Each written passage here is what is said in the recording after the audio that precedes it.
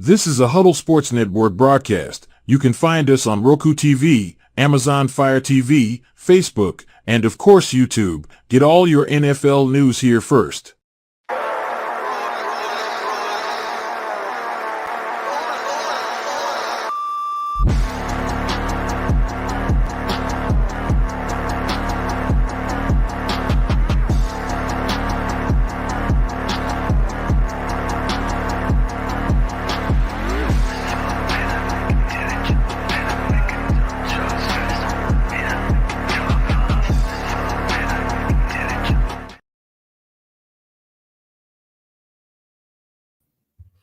What's going on, everyone? Welcome to Skol Gang 365. Sorry for the late start. Talk about Jim Marshall. I feel like he needs to be in the Hall of Fame. Everybody is, especially in the NFL, overlooking this dude over one mistake that he made.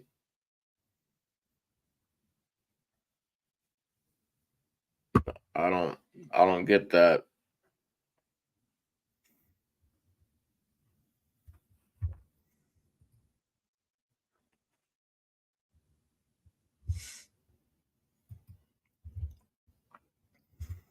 Dude was a phenomenal player for the Vikings. He's a monster on the fucking D-line. He's a part of one of the best fucking defenses in NFL history. To me, it's just, there's no reason why he shouldn't be in the Hall of Fame.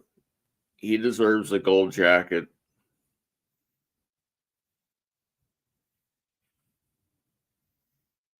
It's just like something needs to be done about that.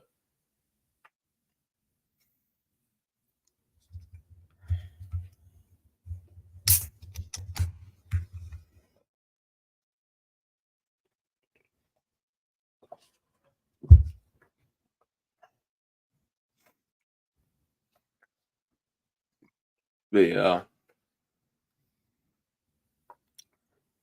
he deserves his shot in the Hall of Fame. No doubt about it. Like, how are you gonna keep Jim Marshall out of the Hall of Fame? It's just mind blowing to me.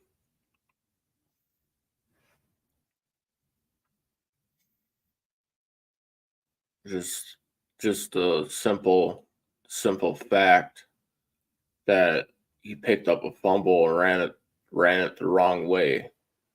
The one mistake that he made, and he's getting punished for it. Stupid to me.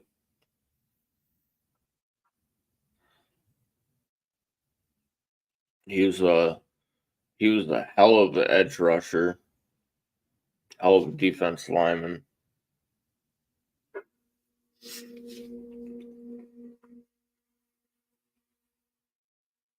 Just so stupid.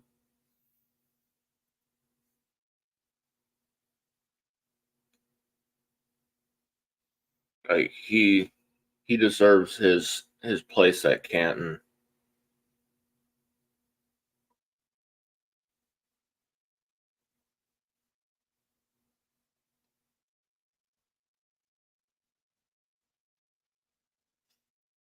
Just, I don't know how the NFL goes about seeing how the players, well, I don't know how the NFL makes their decisions whether or not a player can go. But Jim Marshall should be in the fucking Hall of Fame today. Like, this should have happened fucking years ago. Instead, no, it's 2024. And still fucking wondering why this dude ain't got a spot in Canton. He ain't got a gold jacket. Stupid.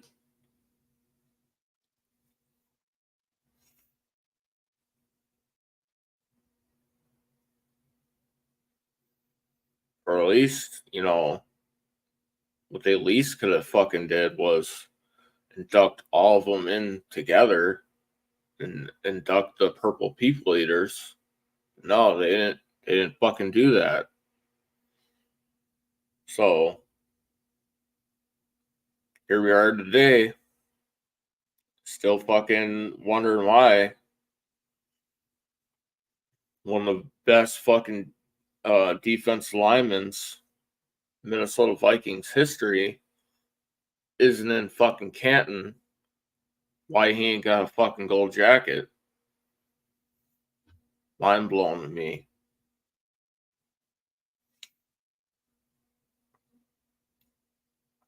Bullshit. Simple fact that he picked up the ball, ran it the wrong way, and you're fucking still gonna hold this over this dude's head.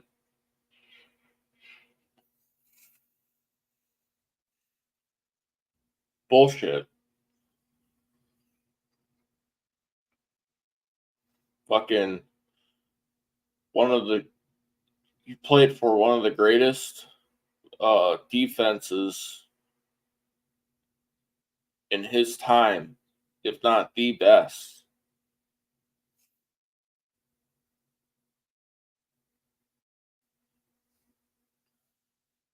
Bullshit.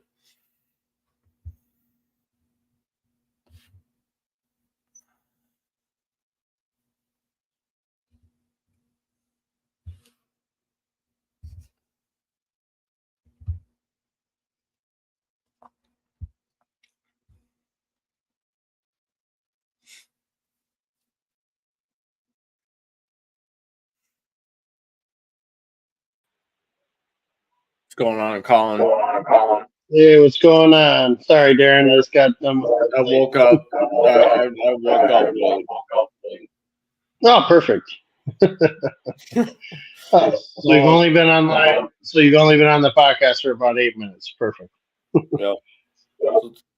Basically, it's talking about Jim Marshall and why he's not in the Hall of Fame. Because people aren't old and they don't remember him. I know I do. He deserves it. I mean, he had the record. I mean, until Brett Favre broke it, he had the record for the most consecutive games played in NFL history. And I don't know what his sack total completely was, but I know it was fairly high. I think he's getting dinged probably because of the 4 Super Bowl losses. And I mean, to be honest with you, one of the most infamous plays in NFL history. In the wrong way. I feel like it's that wrong way fumble that he picked up. Yeah, that's exactly what I was saying. But I mean, if you look at his impact on the team, he was the captain of that defense. I mean, he was one that kept it in order, even with Carl Eller, Alan Page, Paul Krause. I mean, some of the guys that they had on that defense were Marshall. I mean, they were incredible. Or Gary Larson. They were an incredible defense. And I think it gets put through the wash that they lost 4 Super Bowls and the wrong way run. And I mean, if you would have asked Bud Grant, I mean, that was his favorite defensive player that he had. So he always played, whether it was hurt or not, he always played. So he deserved it. I think eventually he's going to get in. I think Stephen Michael with his disease, with everything that's going on with him, I think he kind of got the vote to get him in. Not that he wasn't deserving, but I think he got the vote now because I think they wanted to get him in before he passed away because he's in pretty rough shape. But So I can understand the wanting of doing that, but Marshall's not getting it anywhere either. So I think he's definitely deserving, and hopefully he'll get in. I just fucking can't wrap my head around why he's not in. What's going on, Jeremy? How you doing? Just talking about how Jim Marshall's not in the Hall of Fame. Ooh, we got massive echoes here. Oh, what was it? You were He was talking about why Jim Marshall isn't in the Hall of Fame. Oh, there's lots of people that aren't there, but Jim Marshall, there's so many people that could get in. We're probably going to get in posthumously because they had those borderline careers. Yeah, I agree. I think the one thing, again, that really is the long-lasting reason that I feel like he should eventually end up going in is he was the Ripken. He was the Cal Ripken Jr. of football before Favre took it over. And I think that's the one stat that I think that inevitably will end up having, whether it's the old folks vote in, but I think people are going to not forget that. And I think eventually he's going to get in. I mean, Alex Harris back in the day was a sack before they started keeping track of the stats. Didn't get it until he was dead. Yeah. So inevitably, I think he will, but hopefully he'll get it before he passes away. So. Yeah, dude. Because if he fucking gets in after he fucking passes away, that's gonna be fucking dirty as fuck. Yeah. I mean, there's been some guys who got in after they passed away too. That there's some that got in that, I mean, I shake my head at a few of them, but I mean, I have to kind of go back through things. But I know there's been a few that have been questionable at best. Look It's at just baseball. Like, why fucking wait till a dude dies? Look at baseball. They are really dead. One of the best hitters. Who are you saying for baseball? I'm sorry, I missed that. Pete Rose. He burned his own bridges. I'm sorry. He just had to admit it. That's all they were asking him to do. All he had to do was admit it, and he didn't. I mean, I think that's what's going to keep him out. I mean, the baseball talent part isn't the question. I mean, you could say the same thing about, well, why is O.J. Simpson still in the Hall of Fame? So, I mean, you could have glass half empty, glass half full. So, if he just would have owned up to admitted to gambling on baseball, he would have been in a long time ago. So. Who was it from the Vikings that had an illegal betting pool with Alex Harris? Both got suspended back in the 60s. That I don't know. Yeah. It's a little before my time. They both got suspended for a year. Ooh. Oh. I mean, the only name that comes to mind is maybe Carl Eller, but that's the only one that I can think of. That's the one. It was Carl Eller? Okay. Know the name when I heard it.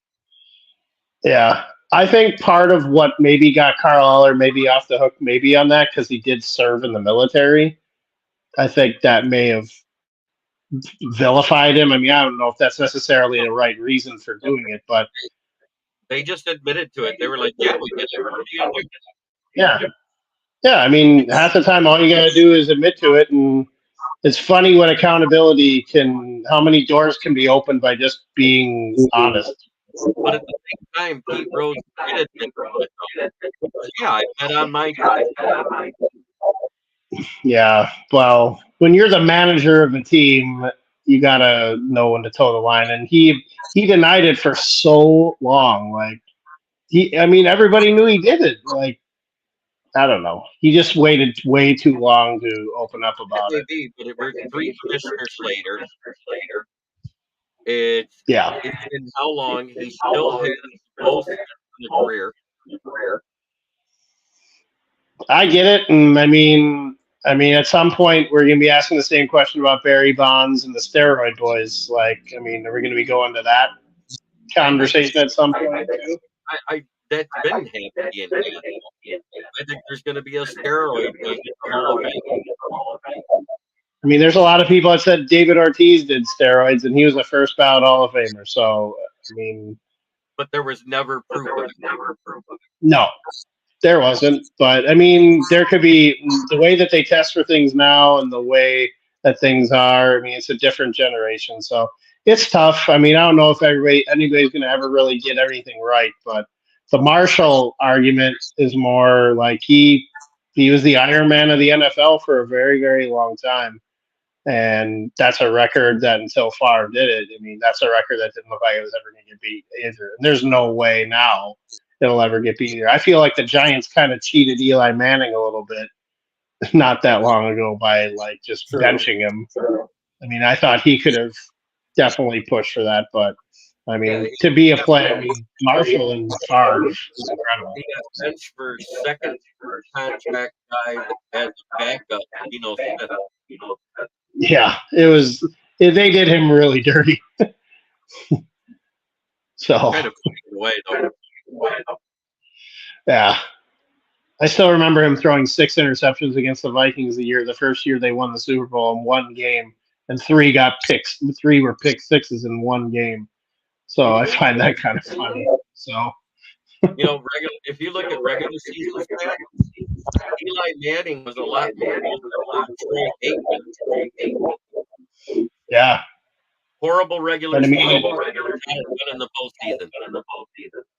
I almost think Eli may have done more for his team than Aikman ever did, because Aikman had Hall of Famer Emmitt Smith, Hall of Famer Michael Irvin, Hall of Fame offensive line, Hall of Fame level tight end, and Jay Novacek.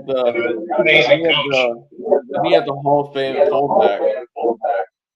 Yeah, Moose Johns. I mean, he had Hall of Famers all around him. I mean, and you're a Lions fan, so I'll debate to this day that Barry Sanders would have had 50,000 yards rushing if he would have been running behind the Dallas offensive line. So when Barry came out and defended that, you can say what you want about the Detroit O-line. Barry loved our O-line. He was a little skinnier, made it skinnier. Yeah, but I mean, and it's no offense to the Detroit offensive line, but that Dallas offensive line, that was just another universe. Barry might have had 50,000 yards played as long as Emmitt Smith. Yep. He may have not stopped at 9 years too. I don't know what the number 9 is with Detroit and their players retiring. I mean, him and Calvin both quit after 9. So Calvin was due to injuries. He was still dealing with that back injury for 4 years before when he missed 3 games. So, and he mentioned repeatedly how hard Matt Stafford broke his hand. Yeah. He threw a hard ball. There's no getting around. Him and Favre, both of those two could sling it. So all those guys could sling it. Now we got Goff, and we still got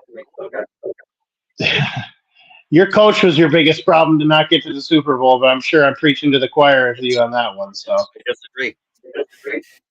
Really? The second half? Oh. The second half. The only thing that happened wrong on the guy didn't catch the damn ball.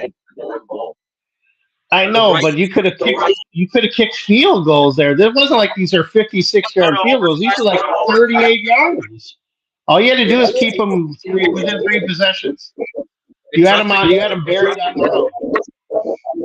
Trusting a guy that's 45% less outside,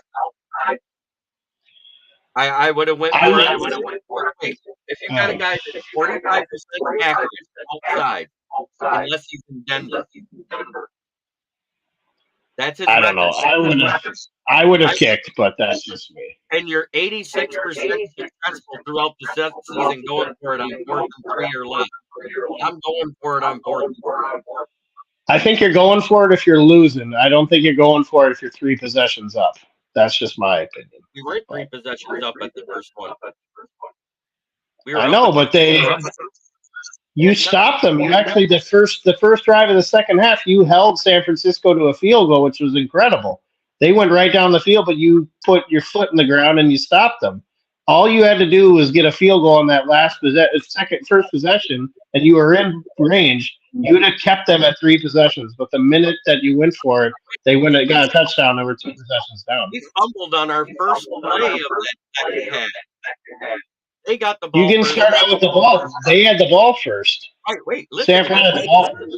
Listen to me. They got the field goal. They kicked off. We run the ball. Gibbs fumbled. They get a touchdown. Now it's 7 points. I thought you guys had the ball and you went down with about 7 or 8 minutes to go, and you had a field goal opportunity. You didn't make it on 4th and 6. It was the beginning of the fourth quarter. We didn't go for the first fourth down until the end of the third quarter. The first drive, we got a field goal. They kicked off to us. We ran the ball with Gibbs on first down, and it got punched out. They got it back, and then there was the luckiest bounce off of a face mask ever on the next drive. I could have swore. I mean, I don't know. I guess maybe my memory is a little lazy, but I could have swore that they went down the field and had a field goal. We fumbled the ball. They got a touchdown. Now it's a 7-point lead. That's 10 points. I'll blame Eminem.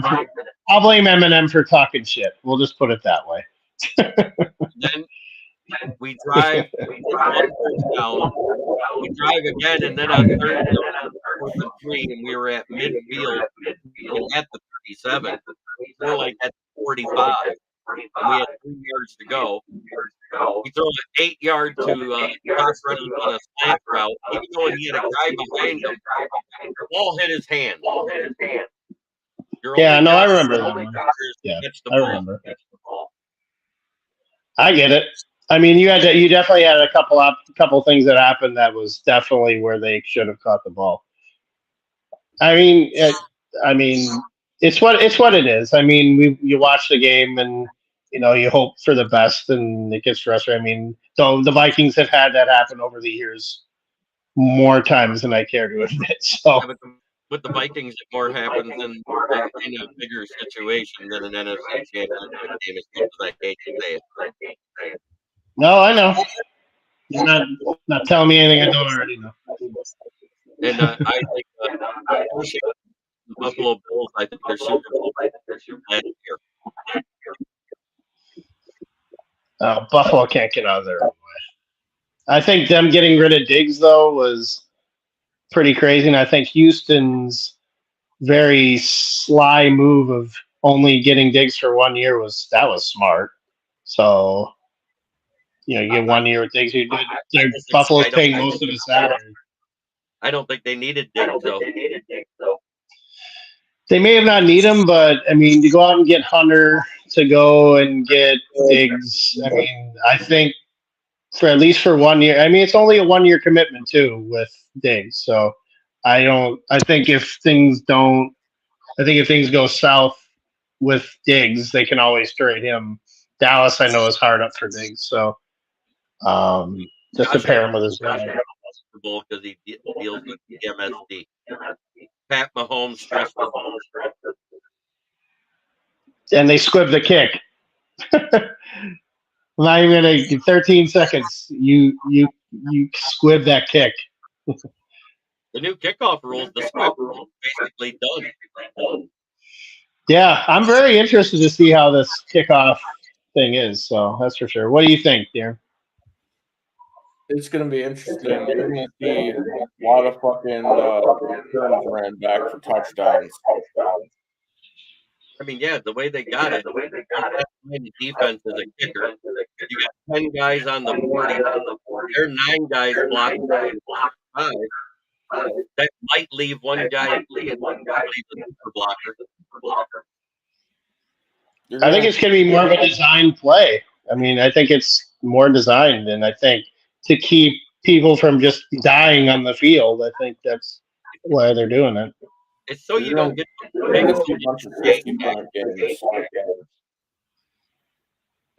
It's different. I like it. I like it too. It's gonna be different. I've been watching the XFL. And you know what they use a lot in that hook and ladder type plays Mm-hmm. where the I think guys this opens up a lot more opportunities for like the third backs for teams too. I think it's going to be critical. Like I think especially for the Vikings with Kene Nwangwu, I think that's going to open up a new position for him. And I'm sure with your Lions, I know you guys got some depth at running back too. Yeah, exactly. So I think that's going to open up a lot of avenues for that. Even like slot wide receivers. I think you can set up a lot more plays. and wide receivers who aren't living up to that. There's plenty of them. Well, Hey, and you guys got one of our old starters on your roster, Bernard Powell. Bilal Powell Bernard Powell, the wide or receiver.